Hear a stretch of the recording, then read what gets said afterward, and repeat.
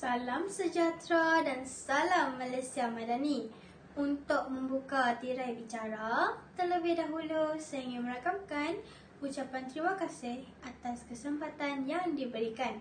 Bab kata pepatah, tak kenal maka tak cinta. Izinkan saya memperkenalkan diri. Nama diberi tanpa dipinta, Arabella Garcinia, anak Abid. Saya merupakan pelajar tingkatan 5 di Sekolah Menengah Kebangsaan Bandar Bintangor dengan kod YEA 6301. Seterusnya, izinkan saya memperkenalkan novel yang telah mencuri perhatian saya, iaitu novel karya Niza Parman yang berjudul Silir dan Sina, terbitan Utusan Publication and Distributor, di mana cetakan pertamanya ialah pada tahun 2015.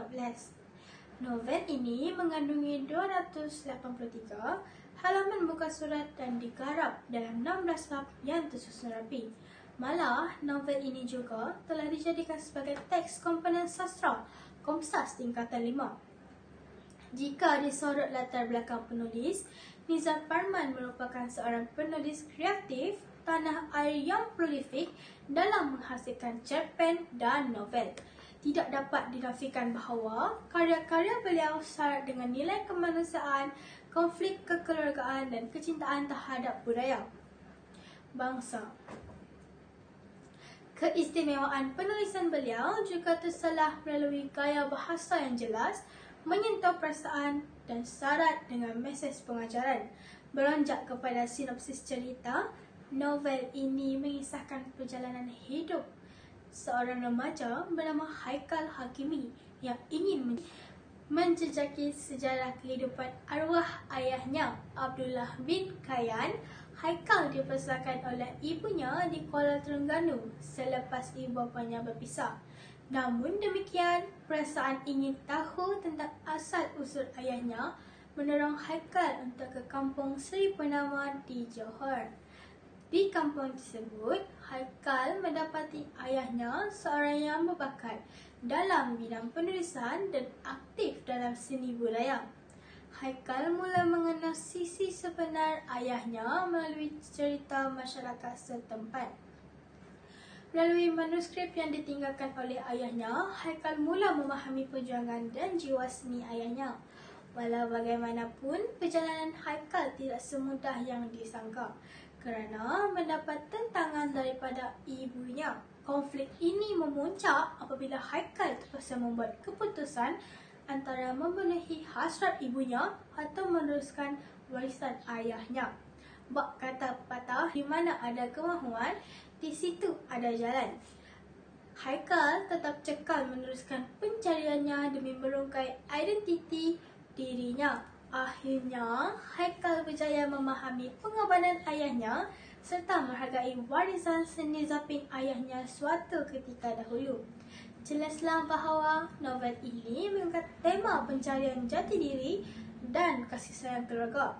Antara persoalan yang diketengahkan dan masalah konflik antara kehendak anak dan larangan ibu, kepentingan menghargai warisan budaya serta ketabahan menghadapi cabaran hidup.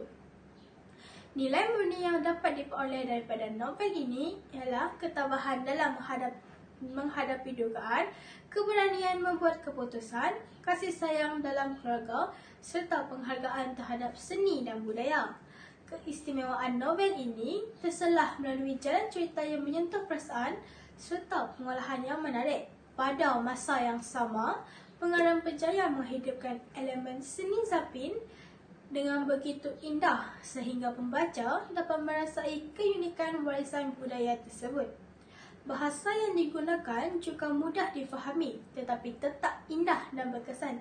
Selain itu, konflik yang dipaparkan bersifat realistik dan dekat dengan kehidupan masyarakat, sekaligus menjadikan novel ini cerminan kehidupan yang mudah dihayati dan relevan dengan realiti semasa. Novel ini mengajarkan kita agar menghargai ibu bapa dan memahami pengorbanan mereka, tidak mudah berputus asa dalam mencapai matlamat, mengenali serta menghargai warisan budaya bangsa dan berani mencari kebenaran tentang diri sendiri. Tuntasnya, jelaslah bahawa novel ini merupakan sebuah karya yang syarat dengan nilai kehidupan, keindahan budaya dan pengajaran yang mendalam. Novel ini bukan sahaja menghiburkan, malah mampu menyentuh hati pembaca serta memberi kesedaran tentang pentingnya menghargai keluarga dan warisan bangsa. Semoga karya ini menjadi inspirasi kepada kita semua untuk terus mengamalkan budaya membaca dan menimba ilmu demi masa depan yang lebih gemilang. Akhir kata, membaca buku bukan sekadar hobi, tetapi jambatan ilmu yang membawa kita mengenal dunia. Sebelum saya mengundurkan diri, izinkan saya mendendangkan serangkap pantun. Pergi ke ladang memetik kelapa, singgah sebentar di tepi rimba. Ilmu dibaca jangan dilupa, menjadi bekal sepanjang usia. Sekian sahaja daripada saya. Terima kasih.